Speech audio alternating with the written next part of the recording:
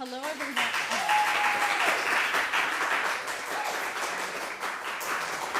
You are very kind. Thank you and welcome. Thank you so much for joining me today in person and online.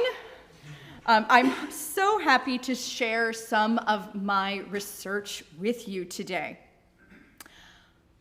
I often wonder, is fame or recognition by a handful of textbooks the sole arbiter of a composer's worth? Surely there have been countless brilliant composers lost to time. Their manuscripts may have vanished or been destroyed, their musical achievements forgotten even by their own descendants.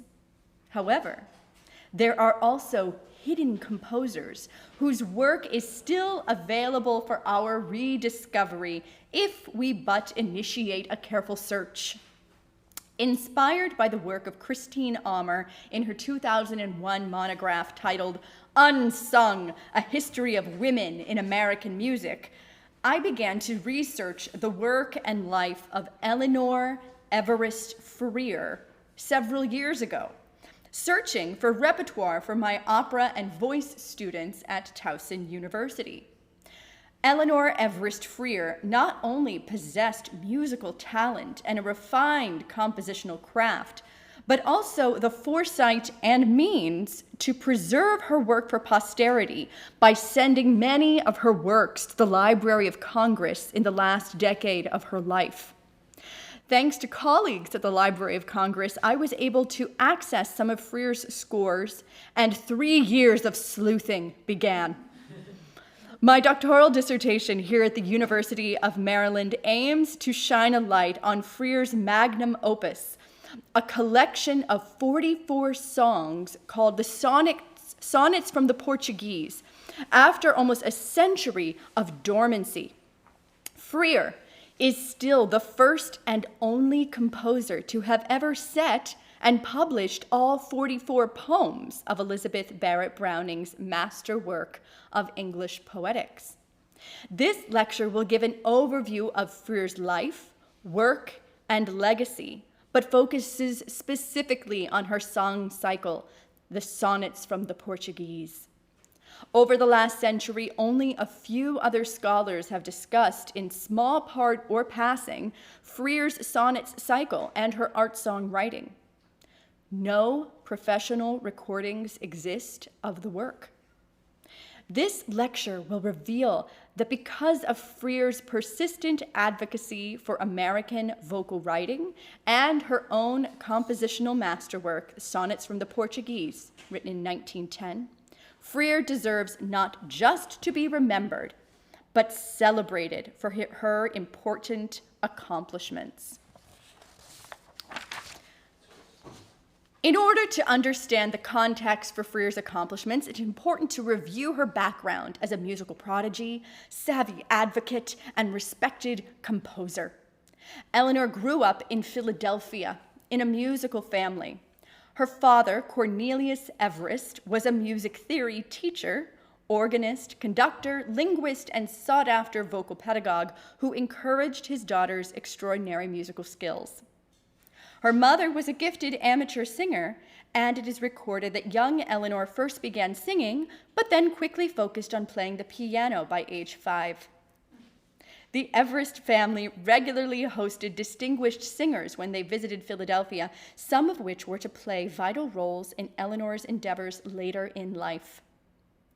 Renowned soprano Christina Nilsson heard young Eleanor when she was just 19 and was so impressed with her vocal ability and perfect intonation that she connected her with a sponsor. This benefactor gave her the chance to travel to Paris to audition at the prestigious Mathilde Marchesi School. As Freer's biographer, Agnes Green Foster, describes it, when the young girl sang for Madame Marchesi in May of 1883, she immediately impressed the famed pedagogue. Eleanor studied for 3 extremely intense years, completing her studies in vocal technique, stage deportment, pedagogy, and the languages of Italian, German, and French. In addition, she studied music theory with Benjamin Gotoff and played piano for Madame Marchese's voice classes. Despite the unexpected death of her father in Philadelphia in 1885, Eleanor's mother urged her to finish her work. In 1887, Eleanor returned to the States as the first person certified to teach the esteemed Marchese method of vocal pedagogy across the Atlantic. Multiple newspapers heralded her return and outlined her decision to become a teacher of vocal music so that other young musicians would no longer be required to travel abroad to finish their studies. Eleanor Freer described her years of study thusly. As I look back over these 3 years, they mean to me only work. What I have done in my writing and in my attempts to further the cause of American musical art comes under the same word. Success means work, and still more work. The teacher may be the great incentive, but to the student falls the labor. And on the quality of the labor depends the degree of success. Although she was in great demand as a teacher in both Philadelphia and New York City for several years, it was through her travels that Eleanor Everest met her future husband, Dr. Archibald Freer, through a mutual friend. After corresponding for some time, Eleanor and the young doctor were married in 1891, and they were soon on their way to Leipzig, Germany, in order for him to pursue further medical studies in residency there. It was there that her daughter, also named Eleanor, was born. After 7 years living across the street from the famed Thomasschule on Hillerstrasse in Leipzig, the family moved back to the States and into a fashionable Lakeshore Drive home in Chicago in 1899. Freer quickly took her place as the wife of a prominent doctor in the highest social circles of the Windy City.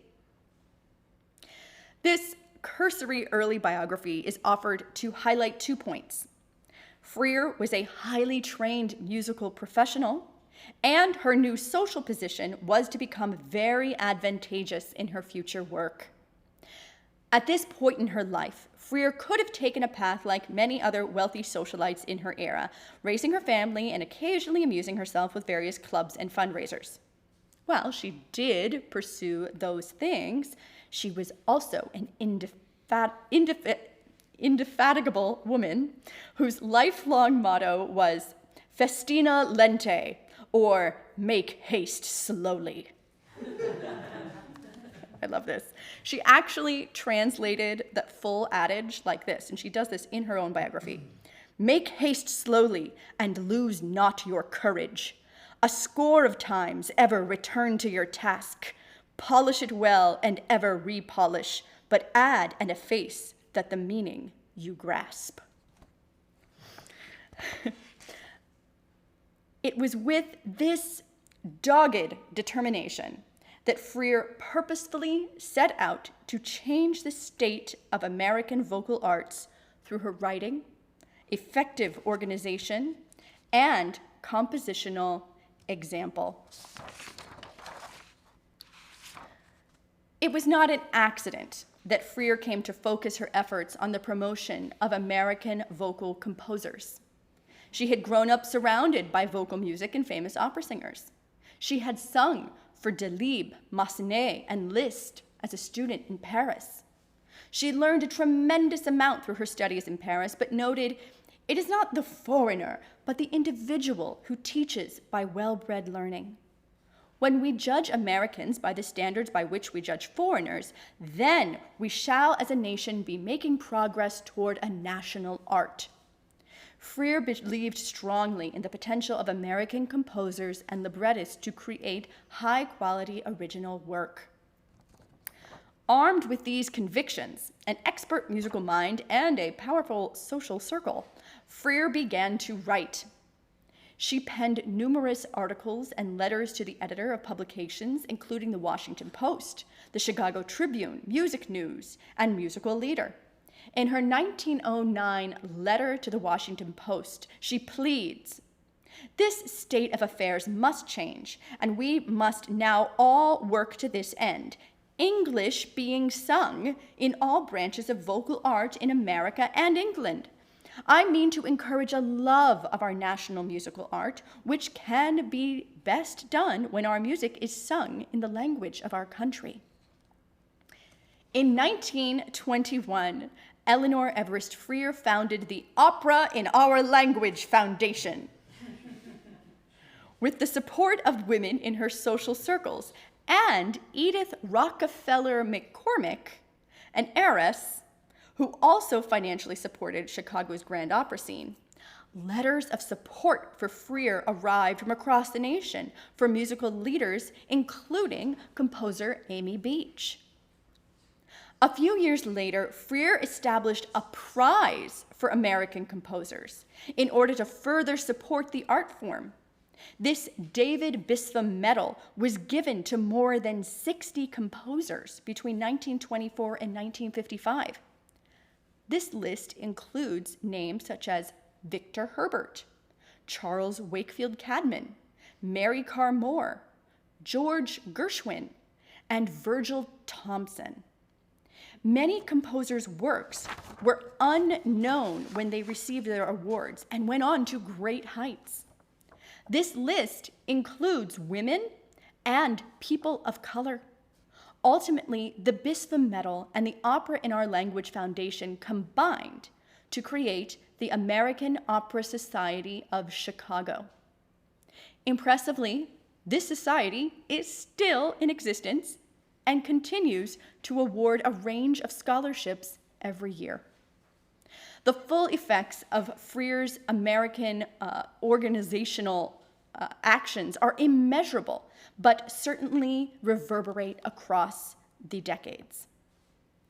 In addition to her letter writing campaigns and her formal work in the above-mentioned organizations, Freer expanded the repertory of American vocal music by using her considerable social capital and musical knowledge to personally mentor many young musicians as well. Her private correspondence is full of these instances and includes young composers and conductors such as Hamilton Forrest, who was one of her longtime copyists. In addition to her work as an advocate and mentor, Freer contributed to the growth and visibility of American vocal music through her own composition.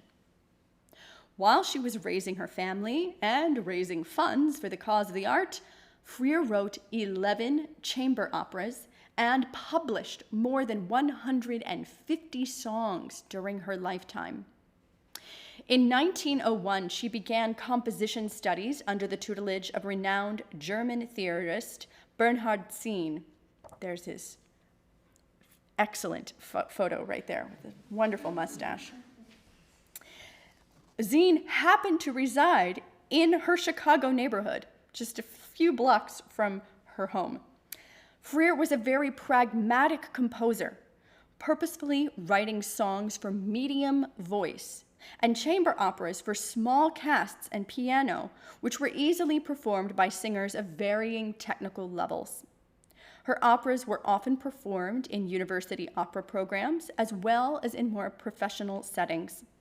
Her first opera, The Legend of the Piper, was performed most frequently and received excellent critical press.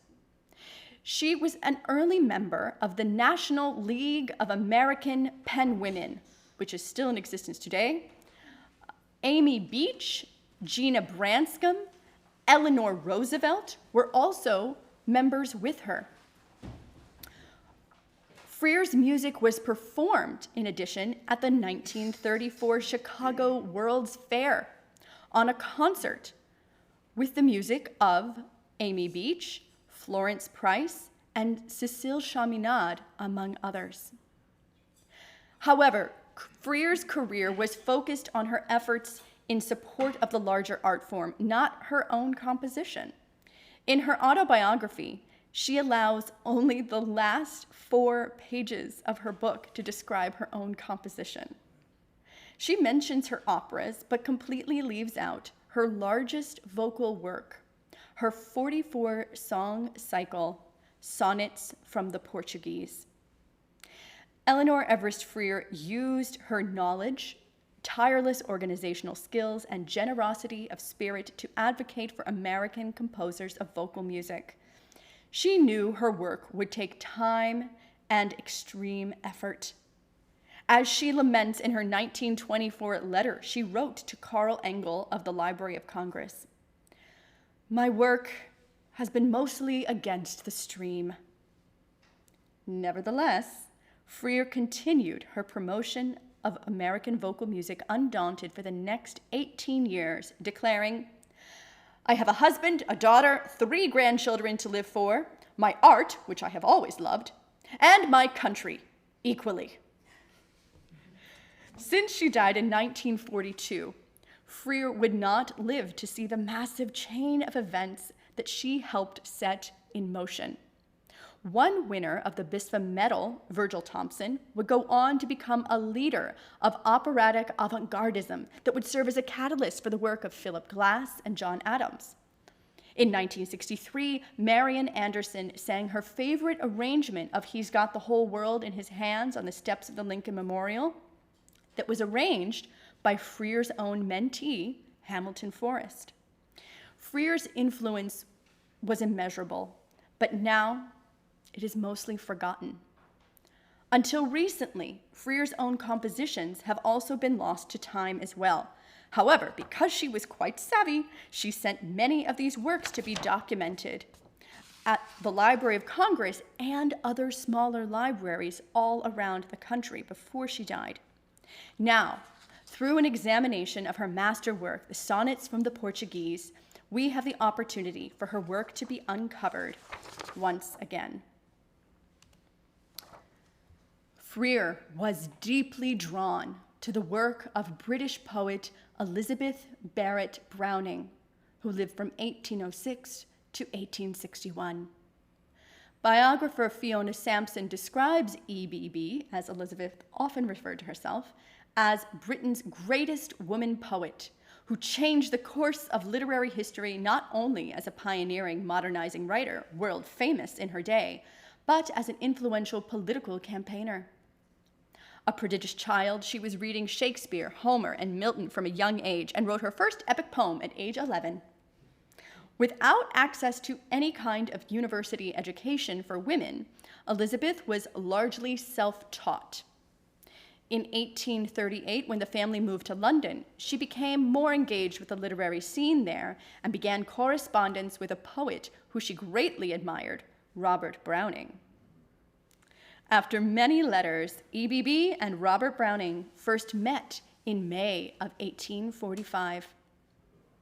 Despite her family's objections and her own hesitations, Elizabeth and Robert secretly married and eloped to Italy in 1846. However, it wasn't until 1849, years later, that Elizabeth revealed to Robert the 44 Petrarchan sonnets she had penned during their courtship in London. These sonnets from the Portuguese, so titled to imply possible origins of translation and to hide their passionate personal content, were included in Elizabeth's next edition of poems published in 1850. Elizabeth and Robert Browning flourished after their move to Italy, living mostly in Florence and meeting artists and writers from around the world until her poor health finally overcame her and Elizabeth died in Robert's arms in 1861. Eleanor Everest Freer, who often signed her name with her initials as EEF, was undoubtedly drawn to EBB on several levels. Remember, Elizabeth Barrett Browning was not a distant character to Eleanor, and she only died just 3 years before Freer was born. Like Elizabeth Barrett Browning, Freer was also an independent thinker, a multilingual artist, and a prodigious talent. She likely shared EBB's abolitionist views, having grown up in Philadelphia among Quaker friends, and further evidenced by her inclusion of women and people of color in her professional efforts. However, it is most clear that Freer was drawn to the exquisite, complex, and intellectual composition of Elizabeth Barrett Browning's poetry above all. As mentioned earlier, Eleanor Everest Freer is still the only composer to have set and published all 44 of the sonnets. This monumental undertaking took Freer years to complete. This could not have been done without serious interest, commitment, and fascination with the source material. Freer had been recently studying with Bernardine in weekly lessons for 5 years. She completed the first 11 of the sonnets between 1907 and 1909. Although Freer's biographer reports that non-specific poor health slowed her work, the massive cycle was complete by 1910. Despite the cycle being completed then, the first and only record of it being performed in its entirety took place in 1920, a decade later. The Milwaukee Sunday Times reported on August 4th, 1920, Mrs. Freer is approaching a climax of many months of intensive labor. For on November 15th, there will be given a first rendition in song of Elizabeth Barrett Browning's 44 sonnets in the Portuguese by Mrs. Freer in Orchestra Hall foyer. The cycle will be heard in 4 recitals. So it was broken up over 4 evenings. The magnitude of this task and the brilliancy of its conception and finish have drawn the most unreserved praise from names high in the whirl of composition. Bernardine says, "So far as my knowledge reaches, I know of nothing that could with justice be placed beside it." Herman de Vries, speaking with his customary candor, says in part, "Public recognition of Mrs. Freer's superior talents will not be absent when these sonnets are heard this fall under important and worthy auspices. The cognoscenti know her and have pronounced her sonnets the finest expression of feminine love emotion since Schumann's Frauenliebe und Leben." Eversole writes that Music News reported on the final evening of the series, Ethel Jones, the singer, not only is the possessor of a beautiful voice and superb musicianship, but of a sincerity. It was a thoroughly rehearsed performance, one of authority. The Freer sonnets are now part of the known American composer repertoire. They are difficult for both singer and pianist, but sensitive and beautiful when performed as they were. On this slide, you can see the singers and pianists listed for all 4 evenings in the October 1920 edition of Music News.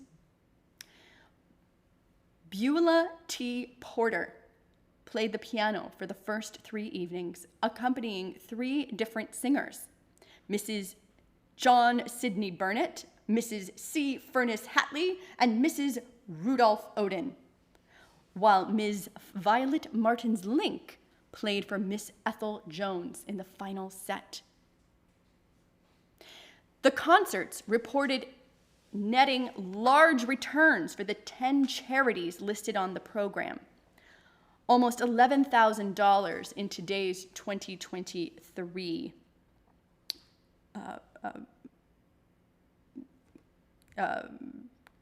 kind of counting. Eversole points out that although selected portions of the sonnets were sung by many different singers, both male and female, in succeeding programs throughout Freer's life, no other presentation of the entire cycle was ever given. Freer did utilize 6 of the sonnets, reproduced in their entirety in her last 1936 chamber opera, The Brownings Go to Italy, which tells the story of Elizabeth and Robert's courtship through their poetry. I am directing and producing this opera with my students at Towson University in 4 performances on May 5th, 6th, and 7th at Towson University for those interested in hearing these pieces in that context. Today, we will be performing 5 of Freer's sonnets as an introduction to her full cycle, which will be discussed in my written dissertation in much more detail. Freer's compositional style in this cycle is distinct from her more popular patriotic songs, choral works, or chamber operas, which were written for a broader audience with a more popular musical idiom. In the sonnets, she employs frequent harmonic shifts, chromatic exploration, and a seeming unending variety of structure and tonal progressions. Freer obviously subscribed to her teacher Zine's concept of tonal plurisignificance, or the idea that any tone within a set might become the fundamental through the frequent use of enharmonicism and other experimental tactics.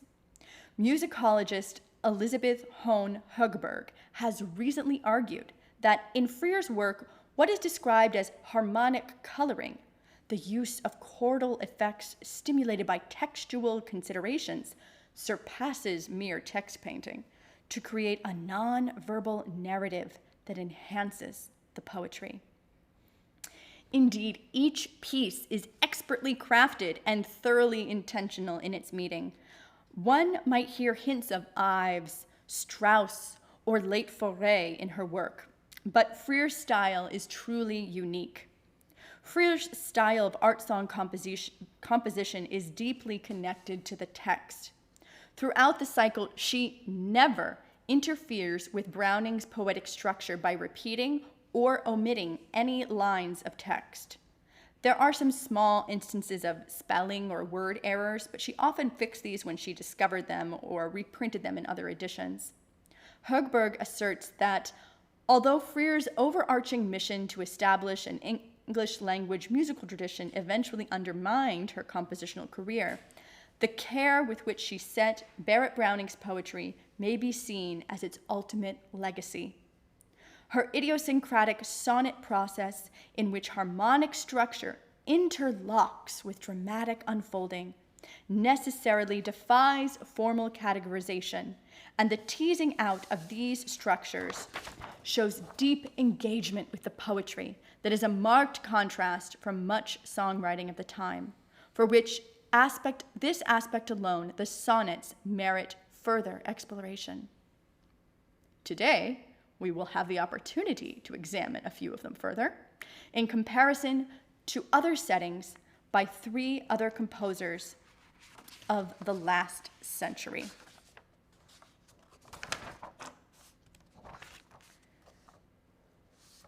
Born in Picton, Ontario in 1881, Gina Branscombe attended the Chicago Musical College as a piano major with an emphasis in composition. She lived in Chicago for 11 years until 1907. European study was essential for her career, and Gina departed to Berlin for a year of intensive study of piano with Rudolf Ganz and composition with Engelbert Humperdinck. Gina married in 1910 and moved to New York City, where she lived and worked as a conductor, composer, and organizer for many years, performing extensively throughout the city. Gina Branscombe's music was influenced by the late German Romantic style, and she helped develop a 20th century American Victorian musical voice, with a body of work encompassing 150 art songs, piano and chamber music, as well as choral works, all of which were readily available during her life. A renowned composer and conductor, she will be remembered after her death for her richly melodic music. The Gina Branscombe Project seeks to reintroduce her now to the 21st century. Libby Larsen, born in 1950 in Wilmington, Delaware, has created over 500 works, including art song, chamber music, and orchestral works, and over 15 operas. She earned all three of her degrees from the University of Minnesota, where she studied composition with Dominic Argento. She co-founded the Minnesota Composers Forum with composer Stephen Paulus, which is now known as the American Composers Forum. Larsen's compositional style is deeply rooted in her response to the texts she selects, and she often plays with her concept of tonality. Larsen writes of her approach to composition: "My music is built around tonal areas that are vaguely modal and reinforced through pedal tones in the bass. My approach is not four-part voice-leading functional keyboard harmony. However, I would describe tonality for me as pools of comfort around a fundamental. Juliana Hall, born in 1958, is just a few years younger than Larson and also studied with Dominic Argento at the University of Minnesota after completing her master's at Yale. Since completing her studies, she has become an extremely prolific writer, specializing in American art songs specifically. Hall has composed works for dozens of notable singers, and her work has been performed all over the world in major venues. In discussing her longtime career interests in writing vocal music, Hall shares that, "I have rarely gone a day without some sort of text in my mind. Great writers illuminate beauty, truth, and magic present in even the smallest things in our world. And since song is all about text, it is those writers' insights I wish to share in my songs." Her musical style is imaginative and often tonally adventurous. Her compositional voice is unique and recognizable, often utilizing rhythmic motives and quickly shifting harmonic language. At this point, we will take a short 5-minute intermission, after which we will hear the music of these fascinating women. Thank you.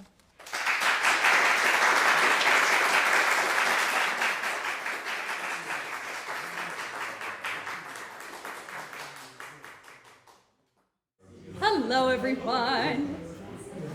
I hope you enjoyed your 5-minute intermission. I wasn't counting.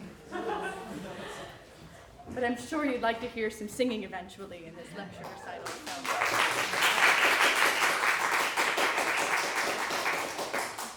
You guys are the best. All right, friends. As we heard earlier, all of these women are particularly drawn to texts in their processes in varying ways. Branscombe and Freer shared time in the city of Chicago and were both members of the Chicago chapter of the League of American Penwomen and very likely knew each other. Larson and Hall studied with the same composition instructor and both occupy similar circles today, 100 years later than the former pair of composers. Today, we will perform selections of Browning's Sonnets from the Portuguese that these composers each shared as inspiration. While I discuss these and additional songs in much greater detail in my full dissertation, today we will be introducing Sonnets 1, 6, 21, 43, and 44. We will hear Freer's interpretations of these texts, along with other settings by Larson, Hall, or Branscombe. First, we will hear Freer and Larson's settings of Sonnet 1, "I thought once how Theocritus had sung." Larson included this poem in her 6-song cycle titled Sonnets from the Portuguese, commissioned and crafted with soprano Arlene Auger in 1988. Larson writes in her notes to the cycle that Auger wanted to commission a work that, in contrast to Schumann's Frauenliebe und Leben, would speak to mature love rather than young love.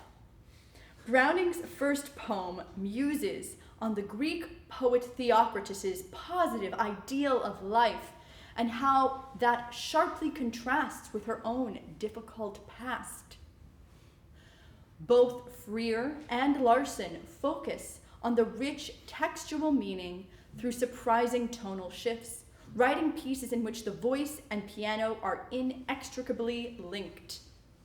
Larson creates an atmospheric sound world using repeated melodic and rhythmic motives that correspond to the rhythm of the spoken word.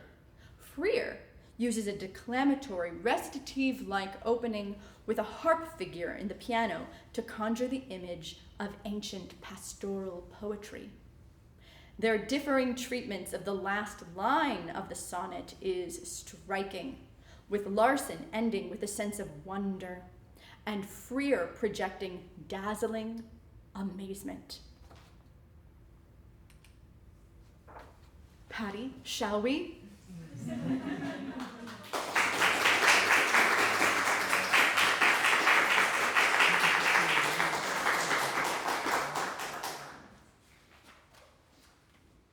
You've been so patient.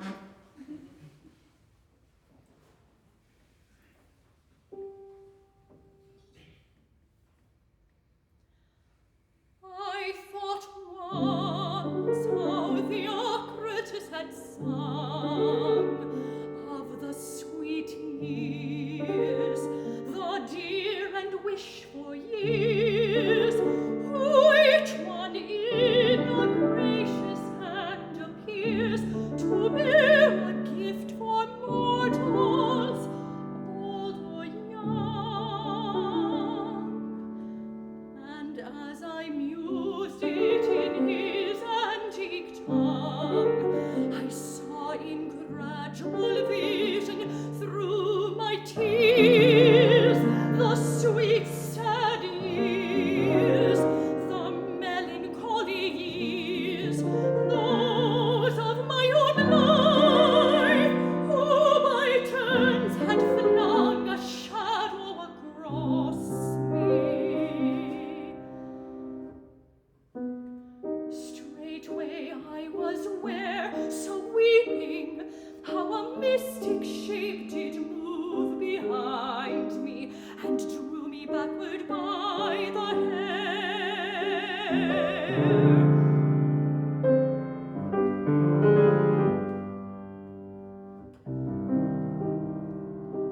And a voice said in mastery, while I strove, guess now who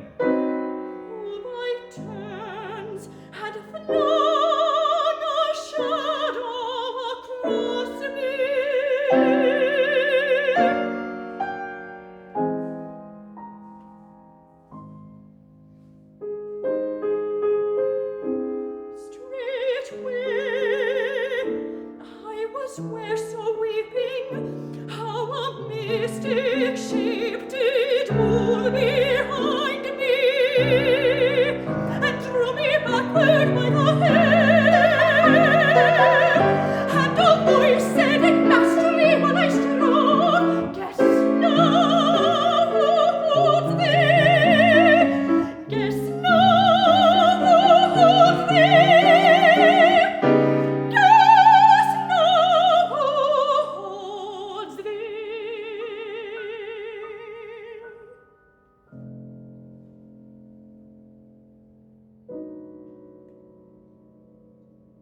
Death, I said.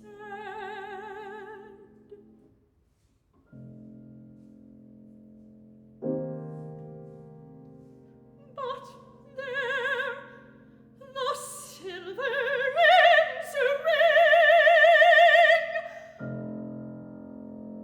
not death, but love.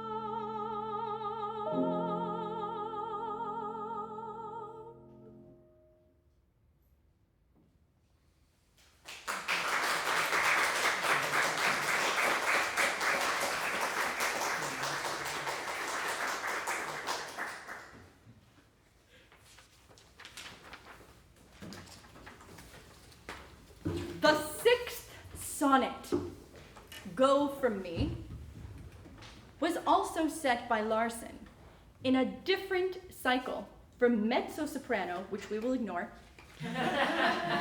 piano and cello, titled Beloved, Thou Hast Brought Me Many Flowers, published in 1994.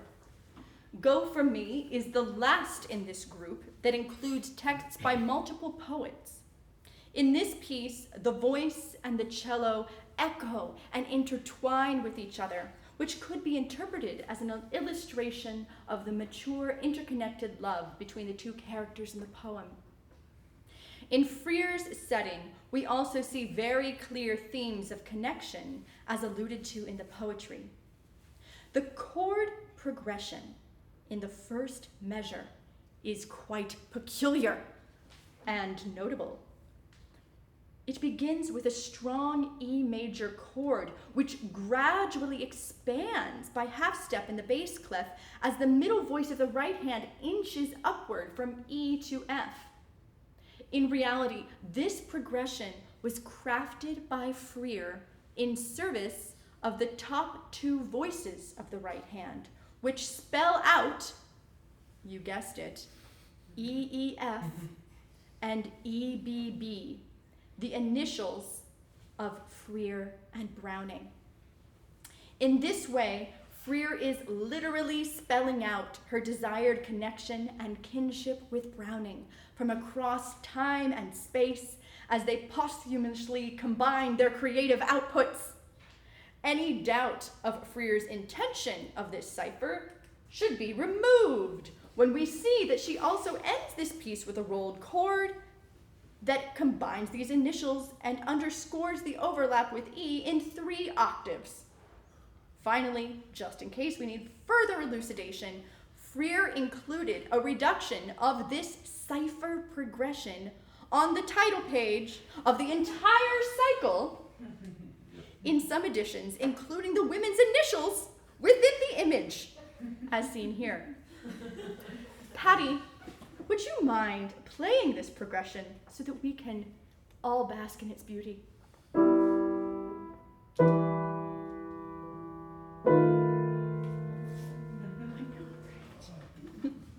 And now we will hear Go From Me. First the Larsen setting and then the Freer.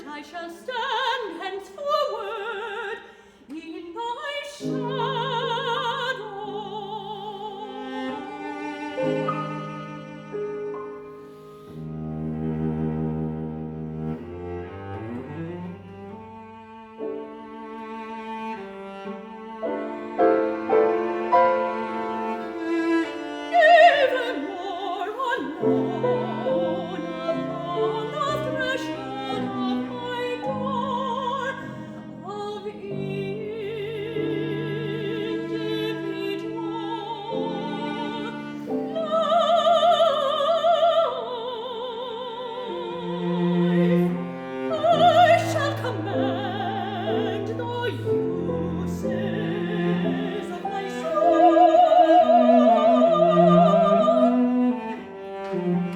Nor lift my hand serenely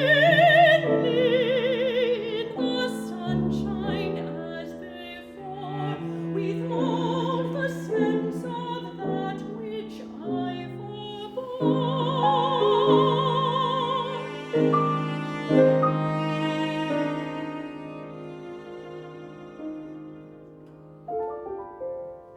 Thy touch upon the palm.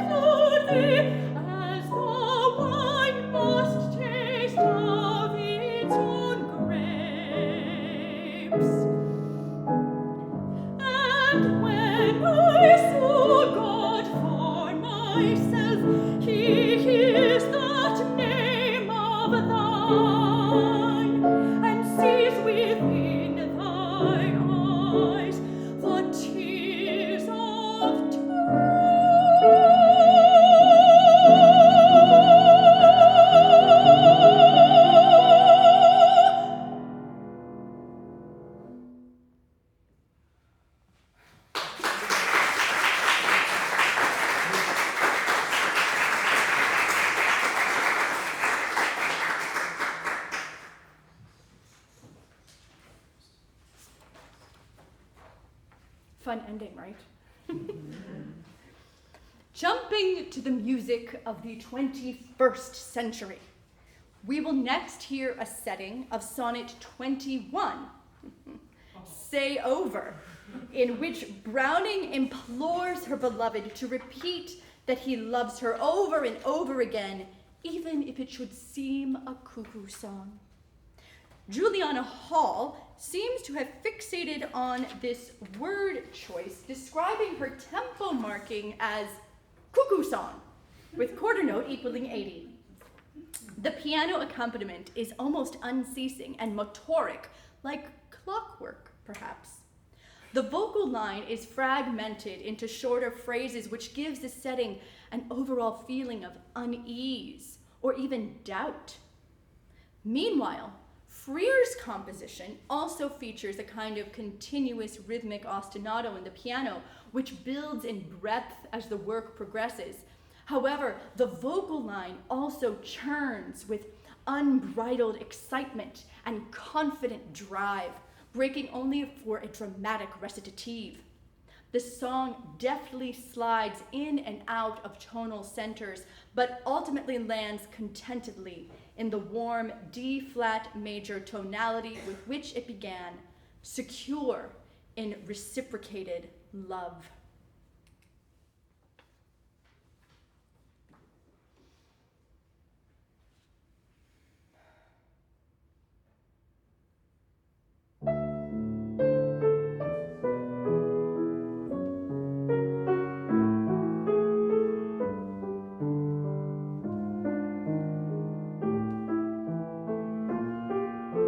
Say over again, and yet once over again, that thou dost love me, though the word repeated should seem a cuckoo song, as thou dost treat it. Remember, never to the hill or plain, valley or road, without a cuckoo strain, comes the fresh spring in all her green completed.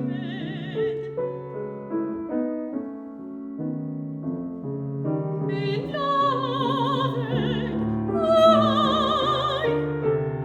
amidst the darkness greeted by a doubtful spirit voice, in that doubt's pain, cry, speak once more, Mount Everest. Who can fear too many stars, though each in heaven shall roam? Too many flowers, though each shall crown the year.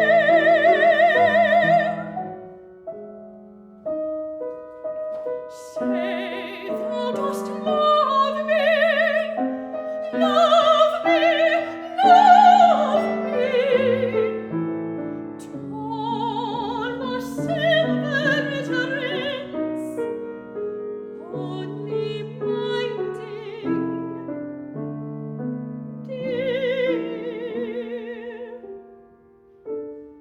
to love me also in silence.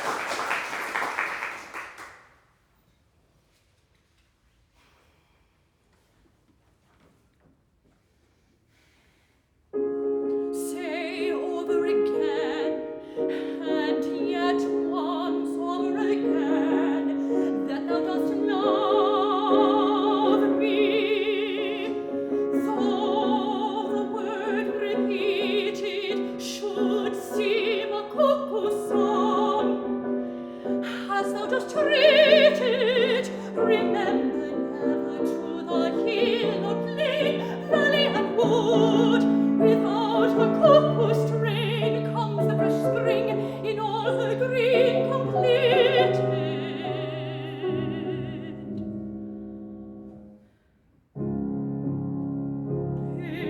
Beloved, I amidst the darkness greeted by a doubtful spirit voice. In that doubt-spring cry, speak once more, thou knowest.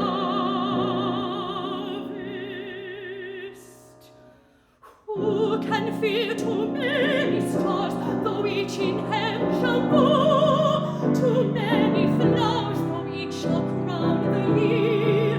Speak then of love me, love me, love me. Toll the silver utterance, only minding dear to love me also in silence with thy soul.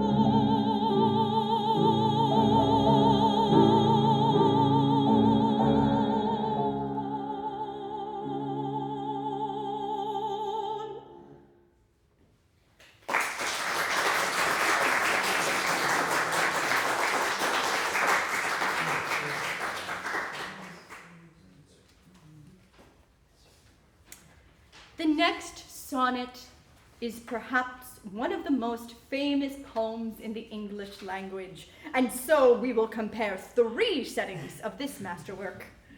First, we will hear Gina Branscom's interpretation of How Do I Love Thee? Branscom published her cycle of 6 Browning sonnets titled Love in a Life in 1907. Branscom's sonority is highly romantic, but includes chromaticism that almost makes the work seem jazzy at times.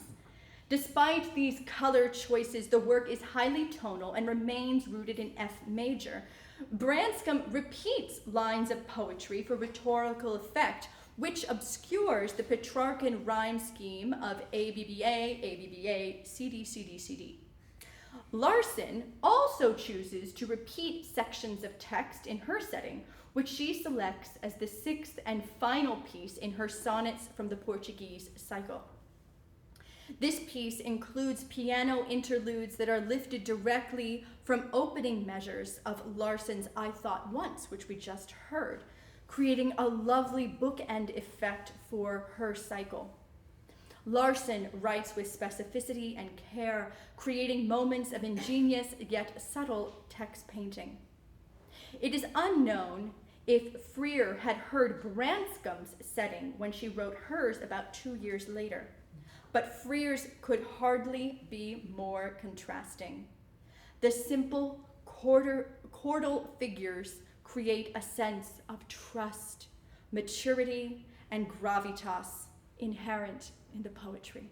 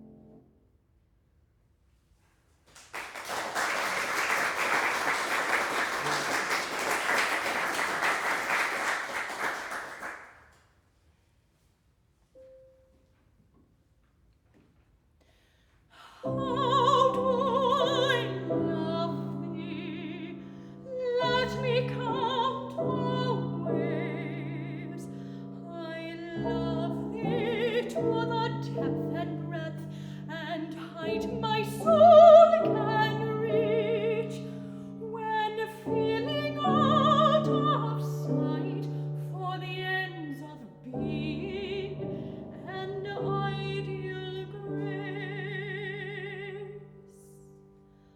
I love thee to the level of every day's most quiet need, by sun and candle light.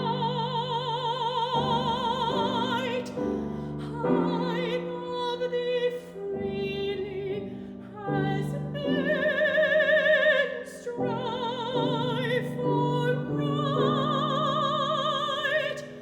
I love thee purely as they turn from praise. I love thee with a passion put to use in my own griefs, and with my childhood's faith. I love thee with a love I seemed to lose with my lost saints. I love thee with the breath, smiles, tears of all my life, and if God choose, I shall but love thee better after death.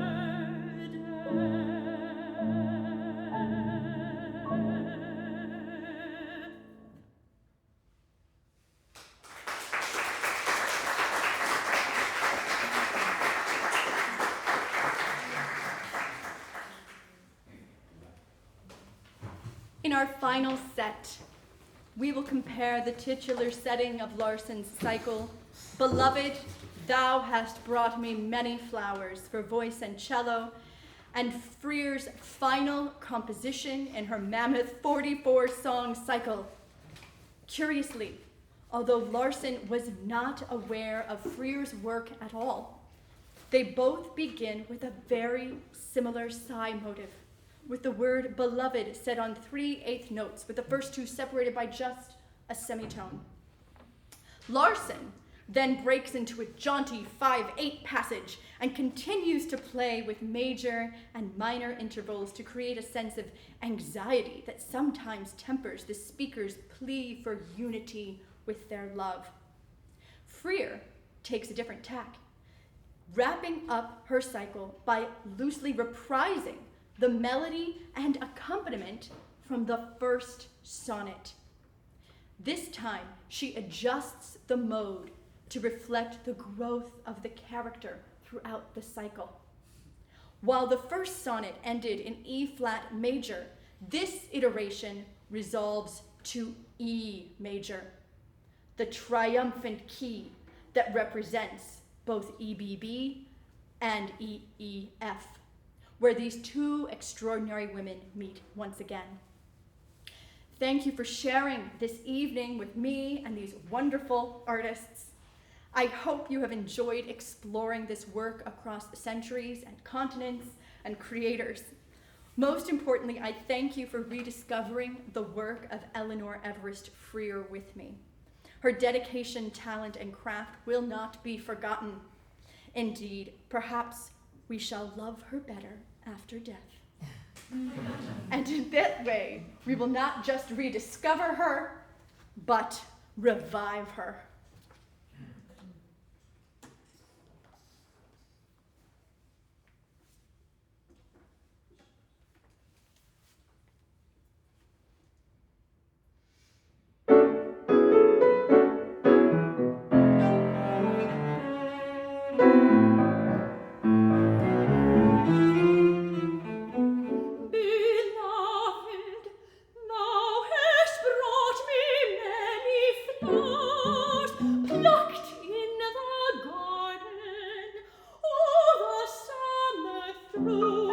And it seemed as if they grew.